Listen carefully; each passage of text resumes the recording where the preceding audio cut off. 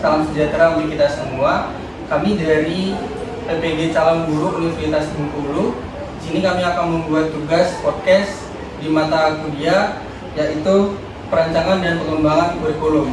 Nah, di sini kami akan melaksanakan podcast dengan 5 orang anggota di sini. Saya sendiri, Filmo Deka Prasetyo. Saya Yasania. Saya Wakina Nata. Saya Mailan Yuliani. Saya Revia Fiorita. Nah, baik, di sini kami akan berbincang-bincang dengan salah satu guru di SMA Negeri 4 Kota Bengkulu, yaitu guru BK kita yang sangat hebat sekali. Dan mungkin bisa sedikit Bu memperkenalkan dirinya. Oke, nama saya Julista Sidite, biasa dipanggil Bu Jube.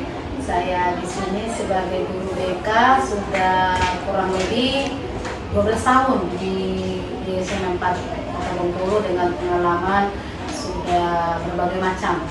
Jadi di sini saya membantu tugas anak magang ya, praktik lapangan ya, PPG ya, untuk menyelesaikan tugasnya. Mudah-mudahan mereka memperoleh nilai yang terbaik.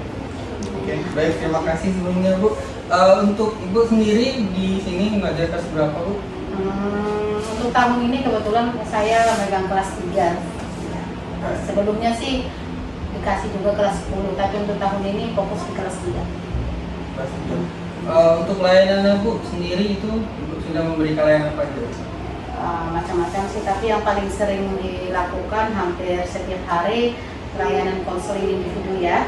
Layanan konseling individu itu hampir tiap hari dilakukan. Kalau layanannya banyak, layanan informasi, layanan bimbingan kelompok, layanan klasikal itu dilakukan. Kalau layanan klasikal itu juga hampir tiap minggu juga ya, minimal 2 kali seminggu kita usahakan masuk. Baik Bu, di sini kami ada beberapa pertanyaan Bu. Jadi setiap kami ini akan bertanya kepada Ibu nih.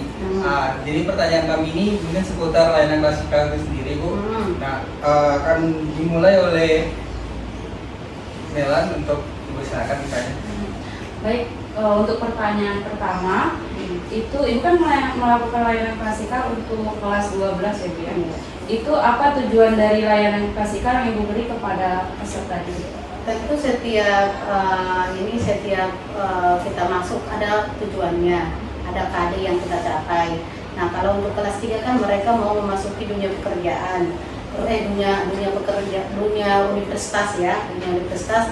Sebagian kecil mungkin akan masuki dunia pekerjaan, tapi kalau di SMA ini kan kita lebih memprioritaskan masuk ke perguruan tinggi. Jadi tujuannya untuk mereka bisa lebih memahami dunia luar, misalnya dunia universitas seperti apa, itu yang kita kasih masukan sih, gimana strategi-strategi untuk masuk ke universitas atau memasuki dunia-dunia yang sudah mereka tinggalkan nanti di SMA ini akan masuk ke dunia baru. Terima kasih ya Bu. Terus untuk pertanyaan kedua, bagaimana posisi kemampuan peserta didik sebelum diberi layanan? Sebenarnya mereka kan kalau sudah mendapat layanan dari kelas 10, kelas 2, jadi sebenarnya untuk kan kelas 10, kelas 2 itu kan bertingkat kita kasih materinya ya. Jadi bukan hanya di kelas 3 kita memperkenalkan dunia perguruan tinggi, dari awal kan udah ada bimbingan karir. Jadi itu sudah kita masukkan dari kelas 10. Jadi kalau pengalaman mereka di dunia yang kita ajarkan itu bukan suatu hal yang baru lagi buat mereka sebenarnya. Pertanyaan terakhir dari Maiwan, ini bagaimana cara Ibu menilai pemahaman peserta didik setelah Ibu memberikan layanan klasikal tersebut? Karena ada refleksi ya, sudah kita kasih materi baru, kita tanya mereka bagaimana, ada yang tidak dipahami, tentu kita melakukan refleksi. Dari situ kan kita akan coba mereka satu-satu seperti yang kalian lihat di kelas kan, kita tanya ada yang belum paham enggak, ada yang mau bertanya enggak. Terus kalau memang semua sudah mengatakan paham, kita tanya lagi tuh, kita contohkan 3 atau 2 orang, kita tanya, oh benar enggak udah mereka paham, ya tentunya seperti itu. Ini ada pertanyaan lagi, bagaimana Ibu dapat membantu siswa untuk mengeksplorasi permasalahan atau kebutuhan siswa? Kalau ini sih, kalau mengeksplor tentang permasalahan mereka lebih mendalam ya biasanya kan kalau yang punya kebutuhan khusus itu ya biasanya mereka mendatangi sendiri saya ke ruang BK. Tentu kalau mereka mendatangi saya biasanya itu berarti dia membutuhkan perhatian lebih dari saya. Jadi situ akan saya eksplor. Tapi kalau di kelas tidak bisa saya tengok semuanya, bahwa di kelas itu saya menemukan masalah paling cuma permasalahan-permasalahan umum yang saya dapatkan di kelas. Tapi ketika saya lihat di kelas mereka sudah ada menunjukkan masalah-masalah yang agak spesifik, saya panggil mereka konseling individu di ruang BK.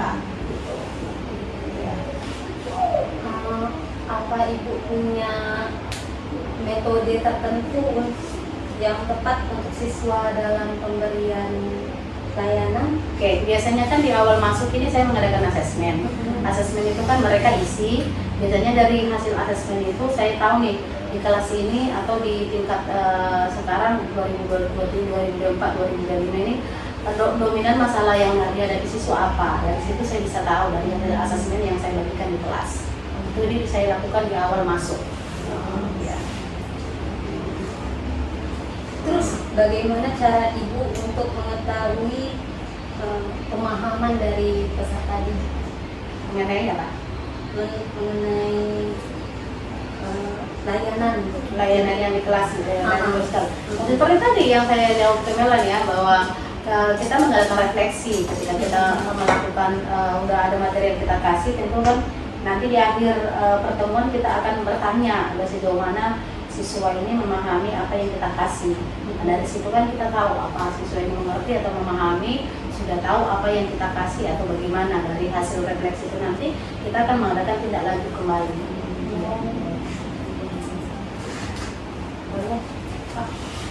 Oke, kita lanjutkan pertanyaannya. Ya. Baik Ibu, tentunya dalam Ibu memberikan layanan klasikal memiliki hambatan. Apa saja Bu kalau boleh tahu hambatan dalam Ibu melakukan pemberian layanan secara klasikal kepada peserta didik tersebut? Ya, layanan klasikal kan seperti yang kalian lihat ya, kadang-kadang kita kalau mainnya ini kan setiap masuk itu menggunakan LCD atau OHP, tapi kadang-kadang kendala misalnya mati lampu, ada itu. Terus kesiapan sekolah karena LCD kita terbatas, nah itu kendalanya. Kalau dari siswanya sendiri sih sejauh ini tergantung pembawaan kita guru ya. Kadang-kadang kan ada masalah di kelas karena tidak bisa menguasai kelas, karena kebetulan kan ibu juga udah termasuk lama ya, jadi penguasaan kelas itu udah lumayan bisa lah. Jadi kendalanya kalau di kelas sih itu aja kondisi perlengkapan lah gitu. Tapi mudah-mudahan kedepannya sekolah kita semakin fasilitasnya semakin banyak mungkin LCD-nya, sehingga kita dalam penggunaannya mungkin akan lebih leluasa. Kalau itu tadi kan tentang hambatan seperti yang Mbak Reni katakan juga tadi tentang pemahaman. Nah ini bertanya bagaimana cara Ibu agar peserta didik itu merenungkan kembali terhadap materi yang telah Ibu berikan. Nah, kalau itu kan kita kasih materi itu kita kasih ke mereka, tentu kita kasih waktu ke mereka. Kita kan akan masuk kembali nanti. Kita kasih materi itu dari hasil refleksi itu nanti minggu depan kita akan tanya kembali materi yang kita ajar di awal. Jadi dari mana setelah kita dikasih materi itu kan tentu mereka akan merenungkan, seperti tadi kita kasih materi tentang cita-cita, apa impianmu, bagaimana cara mencapainya, itu kan kita udah ajak mereka sebenarnya ini untuk merenung tentang cita-cita mereka, tentang bagaimana tujuan hidup mereka ke depannya.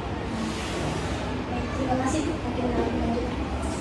Baik Bu, kita lanjutkan pertanyaannya. Apa indikator yang bisa Ibu gunakan untuk mengukur sejauh mana kemajuan siswa dalam mencapai tujuan layanan klasikal? Kayak mengukurnya keberhasilan ya. Keberhasilan itu apabila mereka kalau saya kan guru, karena kita kan guru BK nih, kita masuk cuma sekali seminggu, bukan seperti guru mata pelajaran. Jadi mengukur itu ketika saya memberikan pertanyaan, ketika kasih contoh, mereka ada reaksi. Kalau mereka tidak ada reaksi sama sekali kan, tentu berarti indikator yang saya berikan tidak tercapai. Nah, tapi ketika aku menjelaskan, ketika Ibu menjelaskan, mereka ada reaksi tentang apa yang saya kasih. Di situ saya peroleh bahwa indikator saya yang saya berikan itu mereka pahami gitu. Jadi pada umumnya sih siswa ketika dikasih seperti itu, mereka akan bereaksi selama ini gitu. Baik Bu, pertanyaan selanjutnya. tindak lanjut apa yang Ibu berikan setelah pemberian layanan klasikal itu? Nah, tindak lanjut sebenarnya biasanya kan ada penilaian segera dan penilaian jangka panjang biasanya ya. Tapi karena kebetulan kita kelas 3, kita pemaparan kita lebih ke karir. Jadi penilaian segera dan penilaian jangka panjang itu saya lakukan langsung di kelas itu. Bagaimana dia mengerti atau tidak ya, itu tadi langsung saya tanya, udah mengerti apa belum. Jadi ada feedback langsung. Jadi karena waktu kita juga terbatas kelas 3, jadi untuk penilaian-penilaian seperti itu biasanya kami lakukan di kelas 10, kelas 2. Tapi untuk kelas 3 karena kita kan berbicara tentang memasuki dunia perguruan tinggi, jadi feedbacknya penilaiannya kita langsung di kelas penilaian segera. Terima kasih. Ya. Oke, lanjut Bu, untuk ini pertanyaan selanjutnya, bagaimana upaya Ibu dalam menyesuaikan pemberian layanan? Kan kita siswanya ada secara pribadi ataupun sosial. Nah, ini bagaimana Ibu menyesuaikannya dalam memberikan layanan? Oke, tentu kan tadi saya kan udah bilang, saya di awal kan sudah melakukan asesmen nih. Ketika siswa itu bermasalah kan saya bisa buka data mereka sebenarnya, dan kita juga sudah punya data berjenjang ya, dari kelas 10, 11 kita kan udah punya berjenjang nih. Anak yang biasanya ada masalah itu tidak bisa dibohongi, dari kelas 10 dia sudah ada indikasi itu. Terus anak yang berprestasi kita juga punya data. Nah, ketika anak itu datang, layanan apa yang akan kita kasih kan kita udah tahu nih. Nah, jadi itu dari mana kita tahu ya, dari hasil data-data yang sudah kita terkumpul itu. Apa kita kasih layanan sosial, layanan karir, kan itu semua kita udah punya data dari kelas 10, kelas 2, kelas 3. Nah, tapi pada umumnya kelas 3 kalau mereka pada umumnya masalahnya tentang karir, layanan karir ya, bimbingan karir. Nah, ini pertanyaan lagi Bu, bagaimana cara Ibu mengatur pemberian layanan kepada siswa itu sendiri? Nah, kalau pemberian layanan sih, kalau layanan klasikal kan bisa terjadwal, bisa terprogram. Kalau kayak di siswa kita, kalau kayak di sekolah kita ini kan kalian udah lihat sendiri ya bagaimana kondisinya. Jadi tidak bisa terjadwal. Kalau konseling itu hari ini bisa terjadi apa, nah besok bisa terjadi apa. Jadi yang bisa terjadwal itu bimbingan klasikal dan konseling kelompok bisa terjadwal seperti itu, atau konseling individu bisa saya jadwal. Tapi kalau menangani masalah yang ideal gitu langsung hari ini terjadi ya, kita melakukan layanan sesuai dengan kebutuhannya gitu. Jadi kalau yang bisa terjadwal itu ya seperti tadi, saya udah program nih minggu ini saya akan konseling individu sama si ini, itu bisa saya catat. Terus bimbingan klasikal juga, bimbingan kelompok juga. Tapi kalau bimbingan yang lain itu sesuai dengan kondisi hari itu. Itu tadi mungkin pertanyaan dari kami Bu, Ya. seputarnya. Mungkin bisa saya sedikit simpulkan ya. Jadi sebelum Ibu memberikan layanan, Ibu ada asesmen terlebih dahulu. Kemudian Ibu menentukan materi apa yang cocok. Sehingga Ibu mendapatkan kelas 12 ya Bu. Nah, di sini topik yang Ibu ambil itu terkait dengan karir ya. Saat ini Bu. Dan juga Ibu mengeksplorasi lebih siswa dengan memberikan semacam KPD ya Bu. Gitu.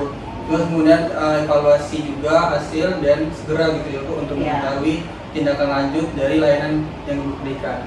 Oke, mungkin itu saja yang bisa kami tanya-tanya nih terkait dengan tugas PBK tadi.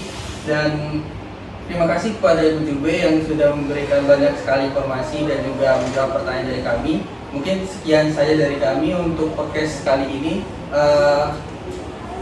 Kami akhiri. Wassalamualaikum warahmatullahi wabarakatuh. Oke.